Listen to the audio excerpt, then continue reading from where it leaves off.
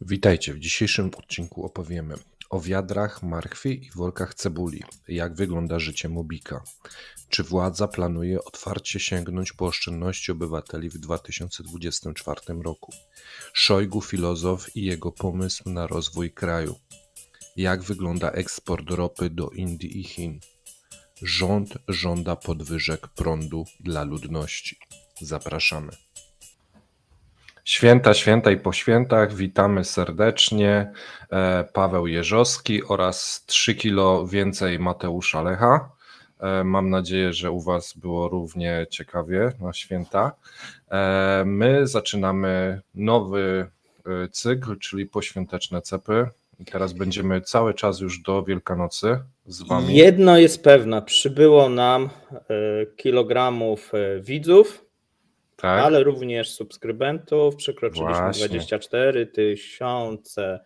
Jesteśmy o rok starsi niż byliśmy jeszcze 2 tygodnie temu czy tydzień temu.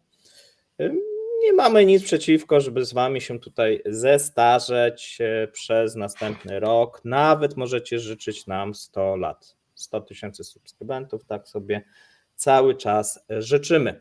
A my przechodzimy do informacji. Na początku pasek, na pasku nic się nie dzieje, a więc sobie go dzisiaj chyba podarujemy. Nieznaczne naprawdę zmiany, jeżeli chodzi o waluty, jeżeli chodzi o surowce.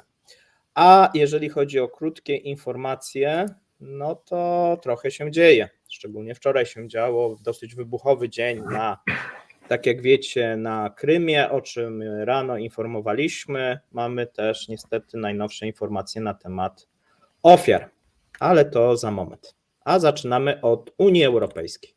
Tak, Unia Europejska opracowuje mechanizm, który przeznaczy 20 miliardów euro na pomoc dla Ukrainy poprzez pożyczanie środków w ramach gwarancji państw członkowskich z ominięciem Węgier. Szczegóły zostaną ogłoszone 1 lutego na szczycie Unii Europejskiej i to jest dokładnie to, o czym opowiadaliśmy Wam na naszym odcinku dotyczącym Viktora Orbána. Myślę, że tu nie ma co tego bardziej rozwijać. Wsparcie zacznie być dostarczane od marca. W Niemczech i Holandii parlament musi udzielić zgody. Rozważane rozwiązanie awaryjne jest także inne. Przeniesienie wykorzystanej w tym roku struktury finansowania, w ramach której Unia Europejska udzieliła w tym roku tanich pożyczek o wartości 18 miliardów euro na okres od kilku miesięcy do roku. Więc te rozwiązania finansowe są wciąż opracowywane, a Orbán nie będzie mógł zrobić kompletnie nic w tej kwestii. Mamy informacje, słuchajcie, za październik dotyczące zadłużenia Rosjan wobec banków. My podawaliśmy wczoraj bardzo zbliżoną liczbę.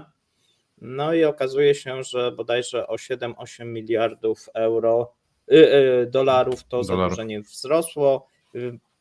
W rublach wynosi w tym momencie prawie 35 bilionów rubli, a więc te wczorajsze nasze prognozy potwierdzają się, że to jeszcze będzie rosło. No zobaczymy do kiedy, bo banki, tak jak mówiliśmy, mają coraz większe trudności w udzielaniu tych pożyczek, natomiast ten rok jest rekordowy chyba w historii, jeżeli chodzi o udzielone kredyty i pożyczki. Tak, a dla wszystkich, którzy nie widzieli jeszcze, to gorąco zachęcam. Wczoraj ukazała się pierwsza część raportu podsumowująca gospodarkę Rosji w całym poprzednim roku. Opinie są bardzo dobre, więc wydaje się, że nam się to w miarę udało. Zapraszamy serdecznie po tym odcinku do obejrzenia wczorajszego raportu. Bombki choinkowe w Rosji, moi drodzy, w grudniu tego roku podrożały o 17% w porównaniu z rokiem ubiegłym. I takie informacje podaje firma Check Index. To nie tak dużo w sumie, tylko 17. Można powiedzieć wręcz na święta pozytywne wiadomości dla Rosjan.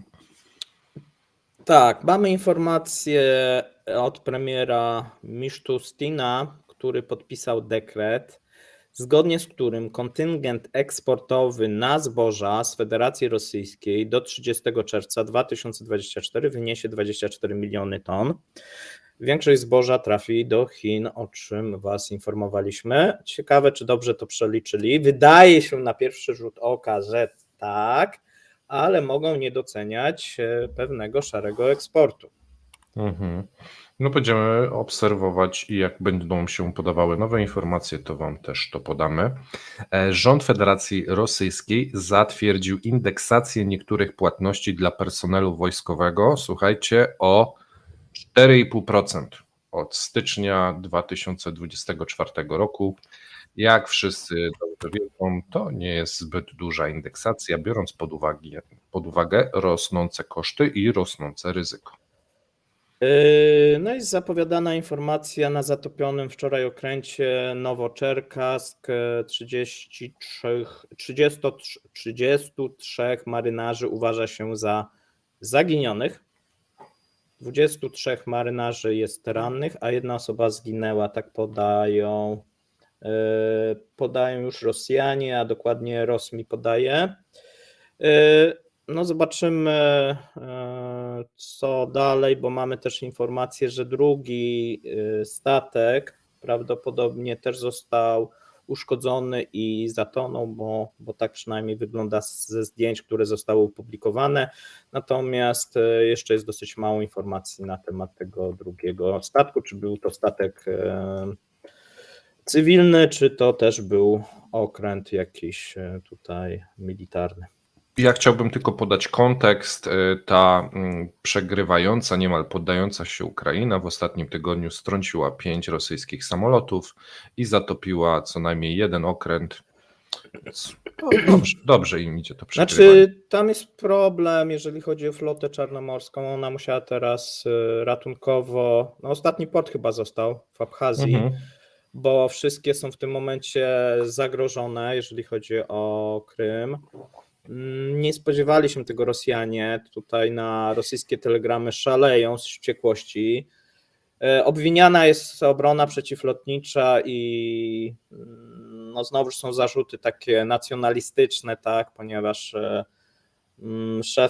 głównym generałem jest nieetniczny Rosjanin, tam głównym zresztą ministrem obrony też nie jest etniczny Rosjanin, a więc sporo jest takich utyskiwań że nieetniczni Rosjanie są nie tak kompetentni jak ci etniczni Rosjanie, że tak łagodnie to ujmiemy. Tak to mniej więcej jest przedstawiane. A teraz sobie przejdziemy do dłuższych informacji. Słuchajcie, jak wygląda życie Mobika?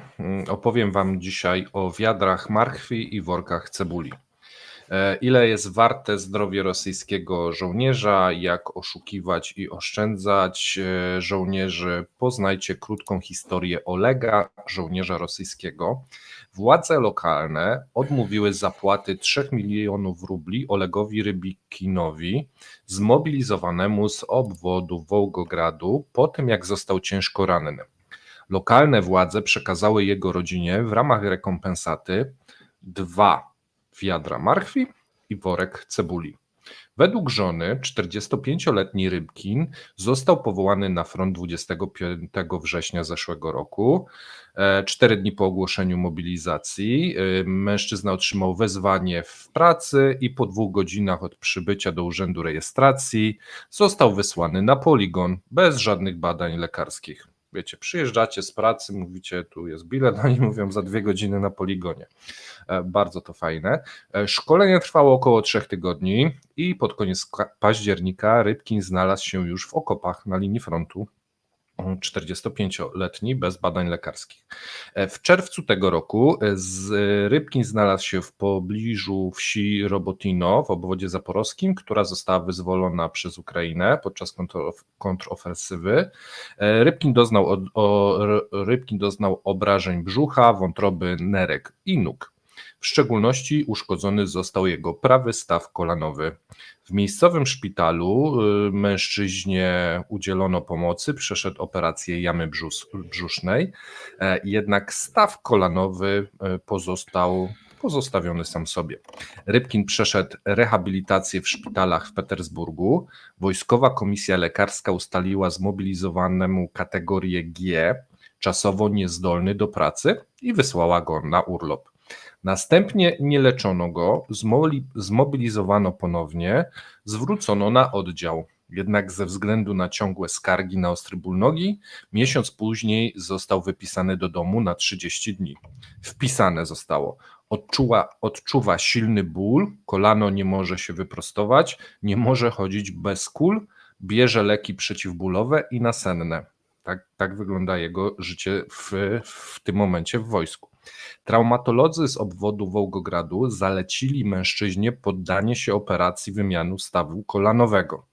Ale według jego żony taka operacja jest nieopłacalna dla dowództwa, ponieważ będzie musiał zostać umorzony, czyli odesłany do domu. Trzeba będzie mu wypłacić 3 miliony rubli, wynagrodzenie, a także dożywotnią emeryturę. Dzisiaj był u chirurga, powiedział: teraz pójdziesz do sanatorium, rozpracujesz nogę i to wszystko, będziesz gotowy iść na front. To oczywiście chirurg wojskowy. Kiedy był w Petersburgu na rehabilitacji, przerwano mu pracę nad nogą, bo coś nie działa, ma tam fragmenty kości, trzeba je usunąć i wstawić endoprotozoplastykę. Co na to wojskowi? Nie zwracają uwagi.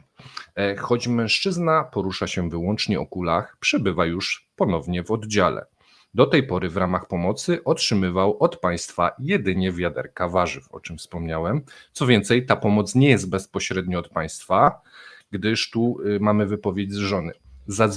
Zadzwonili do mnie i powiedzieli, że tak należy. Byłam w pracy, przywieźli moją teściową, lokalni rolnicy są zobowiązani przez administrację, tych, którzy ją tu uprawiają, do pomocy. Czyli państwo każe rolnikom dać warzywa tym rannym zamiast odszkodowania. No i jak dla mnie to wygląda to tragicznie, nawet jak na moje wyobrażenia, bo nie wyobrażam sobie, jak te oddziały mogą funkcjonować, jak wysyłają tam ludzi, którym potrzeba jest wymienić praktycznie stawy kolanowe, i chodzą o kulach. I jeżeli jest takich kilku w oddziale, to jak ten oddział funkcjonuje? Dla mnie to jest jakiś hardcore. Mam nadzieję, że rozumiecie, jak to może wyglądać później. Słuchajcie, tutaj piszecie, nie podaliśmy faktycznie, ja podawałem na Twitterze informację o Turcji, że Komisja Spraw Zagranicznych Parlamentu Turcji poparła ratyfikację protokołu przyjęcia Szwecji do NATO. W tym momencie czekamy na ratyfikację przez parlament turecki. Wydaje się, że do tego dojdzie. No i zostają w tym momencie na drodze jedynie Węgry, tak, które cały czas przekładały tą ratyfikację, natomiast będą pod dosyć silnym naciskiem w tym momencie Stanów Zjednoczonych, żeby to zrobić. No i wydaje się, że ta droga do Szwecji z coraz większą szansą do wstąpienia do NATO. A my sobie przejdziemy do informacji tytułowej. Czy rosyjskie władze planują otwarcie sięgnąć po oszczędności obywateli w 2024? Tutaj część z Was pisze, że tak, a może ja powiem, co się wydarzyło. Rosyjskie władze planują wykorzystać środki obywateli do zapewnienia suwerenności finansowej i utrzymania stabilności rynków finansowych, jak i osiągnięcia rozwoju gospodarczego. Poinformował o tym na posiedzeniu Rady do Spraw Rozwoju Strategicznego i Projektów Narodowych przed prezydentem Władimirem Putinem szef Ministerstwa Finansów Anton Siłanow. To trochę takie jak jest car i tam oni się meldują i on właśnie taki projekt przedstawił. Według niego mówimy o dziesiątkach bilionów rubli oszczędności. Są to zasoby finansowe obywateli, które albo są w rękach ludności, albo nie uczestniczą w aktywnych programach inwestycyjnych, jak zapewnia. Teraz wolumen depozytów wynosi ponad 40 bilionów rubli. Najlepszą inwestycją zapewne będzie w 2024, to tak my podejrzewamy, specoperacja. Natomiast według Росстату na koniec lipca 2023 roku obywatele Rosji mieli 60 bilionów oszczędności, z tego 3/4 faktycznie znajdowało się w bankach, na depozytach, czyli około 39,8 biliona rubli i 4,2 biliona rubli w walucie obcej, bo oni nie mogą tego cały czas wypłacić. Natomiast zwiększa się cały czas ilość gotówki. Rosjanie mają, tak się szacuje, 16 bilionów rubli w gotówce. Ja myślę, że na ich miejscu bym zaczął się martwić odnośnie tych depozytów. Jak to będzie realizowane? Technicznie jeszcze nie wiemy. Natomiast no tutaj minister Siłanow jak gdyby podaje informację, że można by banki zmusić do bardziej aktywnego działania, czyli rząd próbuje zrobić coś przeciwnego niż bank centralny, który zachęca banki do zwiększania kapitałów zapasowych, a rząd mówi aktywnie inwestujcie w programy na przykład narodowe, czytaj w specjalną operację i przemysł zbrojeniowy. Zobaczymy, Słuchaj, czy nie pojawi się nowa tutaj ustawa, która zobowiąże banki, ponieważ no tam już powiedzieliśmy, że do wzięcia są zyski z tego roku, to ma być przeznaczone na kredyty preferencyjne. Kwota jest niemała, bo ponad w tym momencie 3 biliony rubli. No zobaczymy jak gdyby co będzie dalej, no bo tu jest aż 40 bilionów do wzięcia, więc myślę, że nie można tak ich zostawić, tych pieniędzy sobie. Paweł, co uprawiasz za czarnowictwo? No przecież ktoś musi sfinansować te wiadra marchwi. To się samo nie zrobi. Więc wiesz, no 40 bilionów to jest duża kwota i na pewno jakaś część zostanie zagospodarowana już w przyszłym roku. Tylko pytanie jak, nie? Bo to nie może być zupełnie inaczej niż takie oficjalne zabranie. Nie? Patrz. Nie, no może być i też, znaczy takie, Tak, no. Wiesz, mogą być obligacje wojenne. Czyli... Właśnie tak bardziej szedłbym w to, że obowiązek zamiany części aktywów. Mogą być nakaz nie dla obywateli, że obywateli tu nie macie swoje, natomiast dla banków, żeby przeznaczyły część swoich aktywów na właśnie wykup obligacji dodatkowych, tudzież żeby aktywnie wspierały jakieś projekty narodowe. No ale to słuchaj, bo to będzie śmieszne, bo bank będzie miał oficjalnie aktywa ludzi, ludzie będą myśleli, że mają aktywa, tak. A bank będzie miał tak naprawdę obligacje wojenne, nie? I gdyby ludzie przyszli wypłacić wszyscy, to bank powie, tak, tylko jest pewien szkopuł, bo te pieniążki, to wiecie... Nie, to wiesz, to nigdy nie ma tak, że bank ma tyle pieniędzy, ile... Tak, dokładnie. No i teraz bank centralny mówi, zwiększajcie właśnie ten zapas, bo mogą być turbulencje, tak? I tak oficjalnie w ostatnim wywiadzie Nabiulina powiedziała, a rząd teraz mówi, powie bankom, tam głupoty gada, nie zna się kobieta. Ale wiesz co, ale to się łączy z moją następną wiadomością, bo ja myślę, że te propozycje to może Szojgu daje, bo ja mam kolejny news dla was, Szojgu filozof i jego pomysł na rozwój kraju. I tu mam cytat. Tylko poprzez kontynuację działań wojskowych na Ukrainie i rozbudowę armii można osiągnąć rozwój społeczno-gospodarczy Rosji. Tak powiedział właśnie minister obrony Szojgu podczas telekonferencji z kierownictwem Sił Zbrojnych Rosji. I kolejny cytat. Konsekwentnie zmierzamy w stronę osiągnięcia wyznaczonych celów operacji specjalnej. W obecnej sytuacji Ministerstwo Obrony Narodowej kontynuuje zaplanowane działania mające na celu budowę silnych, niezawodnych, dobrze wyposażonych i zmotywowanych sił zbrojnych.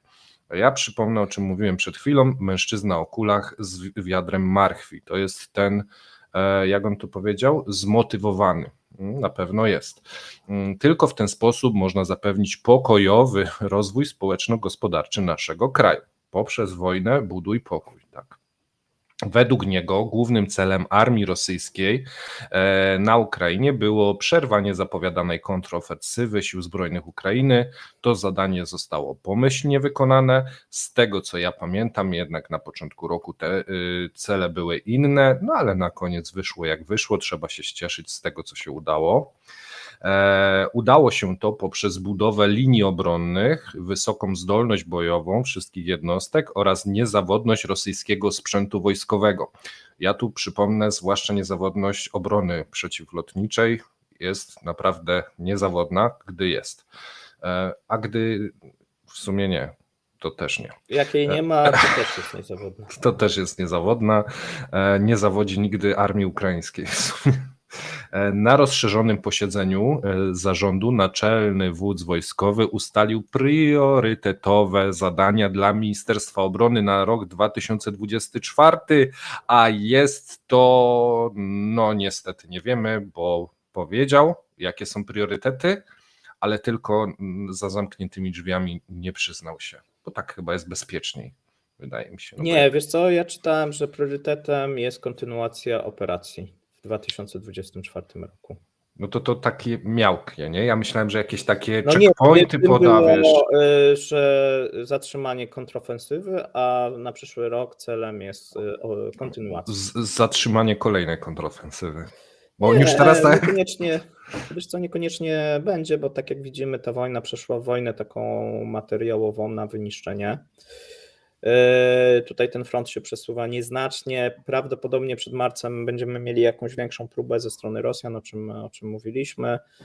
Zobaczymy też, jak uda się Rosjanom ta propaganda, która się odbywa na Zachodzie i w Polsce, do zatrzymania wojny i do rozejmu, bo wielokrotnie mówiliśmy, Rosjanie z powodów gospodarczych i z powodów militarnych potrzebują rozejm, ponieważ nie są w stanie ich fabryki, ich jest za mało, produkować takiej ilości uzbrojenia, którą potrzebują.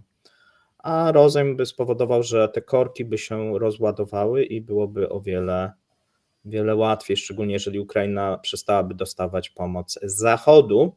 Na razie się na to w naszej opinii nie zanosi, no a niemniej nie przeszkadza to wielu mówić jak gdyby troszeczkę inaczej. A teraz słuchajcie, przejdźmy sobie do informacji gospodarczych, czyli jak wygląda eksport ropy do Indii i Chin. Tutaj mamy wypowiedź Aleksandra Nowaka, który oszacował dosyć słusznie, że większość rosyjskiego eksportu ropy naftowej i produktów ropopochodnych trafiła w 2023 do Chin i Indii. No i okazuje się, że udział Pekinu, on podaje, że jest 45-50%, bliżej 50%, to już podpowiem, podczas gdy udział New Delhi wynosi około 40%.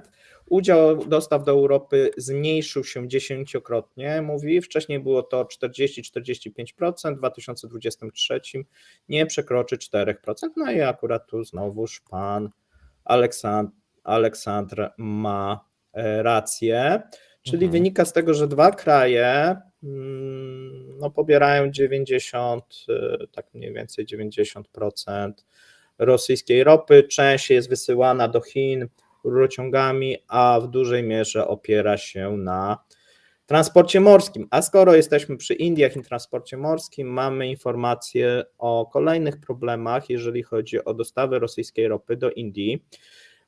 Chodzi tutaj o gatunek soku, podaje tak Reuters, ja sprawdzałem, no wydaje się, że podaje prawdziwe dane, bo indyjskie gazety również przekazują takie informacje i branżowe i okazuje się, że płatności na rzecz indyjskiego państwowego koncernu Indian Oil Corp, który podpisał roczny kontrakt na dostawy rosyjskiej ropy, nie dochodzą tutaj do skutku, ponieważ spółka zależna Rosnefti, która dostarcza ropę marki właśnie Sokół do Indii, nie była w stanie otworzyć konta w banku w Zjednoczonych Emiratach Arabskich.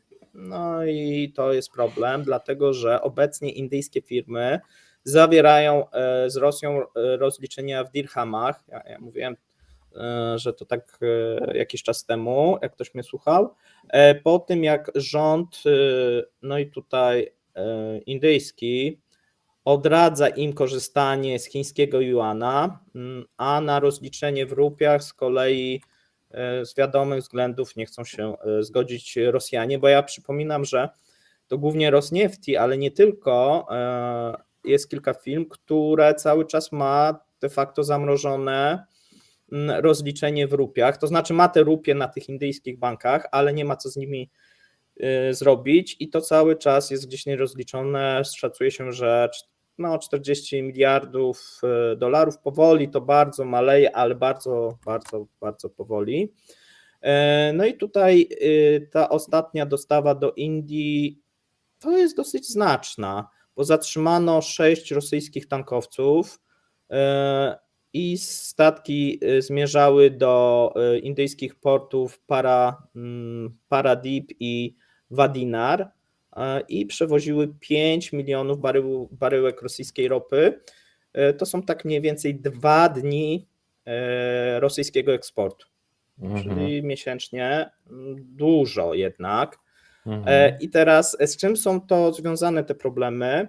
No wydaje się, że z wizytą Amerykanów ostatnio w Emiratach Arabskich, no i już z takim bardzo silnym naciskiem, żeby nie rozliczać transakcji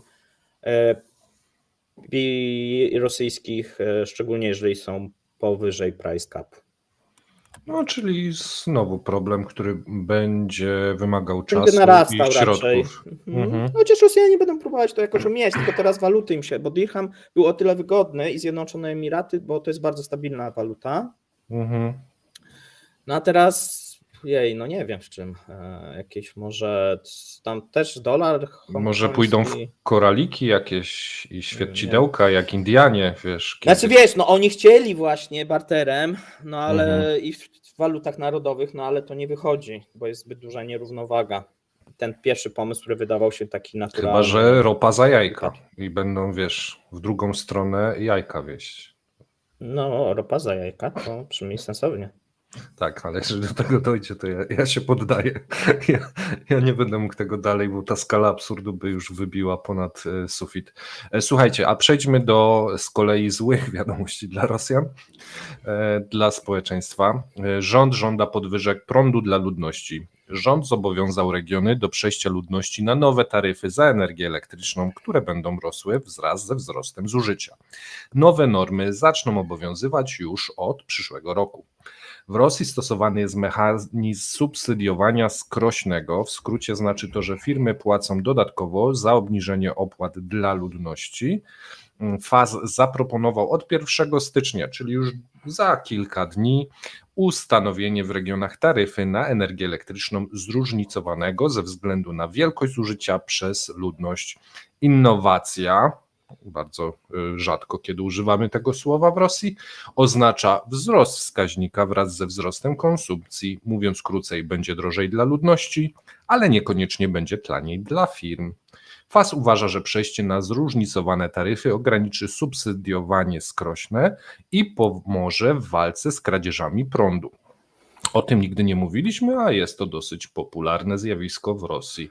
Jednocześnie dekret wymusi na władzach wdrożenie innowacji na terenie całego kraju, gdyż w 2024 roku większość regionów przy ustalaniu stawek przekroczy limit dotacji. Innowacje wdrażane w terenie, jeżeli dobrze rozumiem, to m.in. nowe liczniki prądu. Te sfinansują oczywiście w rachunkach obywatele, a po założeniu nowych liczników oczywiście wejdzie nowa formuła, która wyliczy dodatkowo droższy prąd. Gdy pojawią się nowe ceny, to oczywiście przekażemy je Wam w kolejnych miesiącach, natomiast innowacja, to bardzo fajne słowo w Rosji, oznacza podwyżkę. Tak, tam chyba jeszcze analizatory gazu mają być przymusowo Tak, wprowadzane. też tak. Będą się na koszt, tak, unowocześniać. Będą się, tak, obywatele. Mhm. Znaczy to dobry pomysł akurat uważam, natomiast kto ma za to płacić, no wydaje się chyba oczywiste. Tak. No i to wiesz, konsumpcja to będzie jakiegoś rodzaju, więc napompuje troszeczkę PHB. Tak. Ci, co wymuszona. Chińskie firmy na pewno zarobią. Tak. I słuchajcie, dziś komentarz dnia będzie ciekawy, gdyż Paweł powiedział, że dobiorą się najprawdopodobniej do oszczędności Rosjan, a ja mam informację o tym, że już prawie 60% Rosjan przyznało się do całkowitego braku oszczędności. Co się z tym wiąże, jak to wygląda? Myślę, że będzie z tego bardzo ciekawy komentarz dnia, na który oczywiście zapraszamy dzisiaj po południu. Z mojej strony wszystko. Dziękuję serdecznie. Pamiętajcie o kciukach. Jeżeli ktoś oglądał po raz pierwszy, wciśnijcie klawisz subskrypcję, aby Wam popołudniowy odcinek nie uciekł. Trzymajcie się. Cześć. Miłego dnia. Cześć.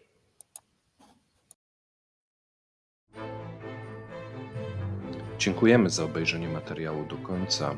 Zapraszamy kolejnego dnia. Trzymajcie się. Cześć.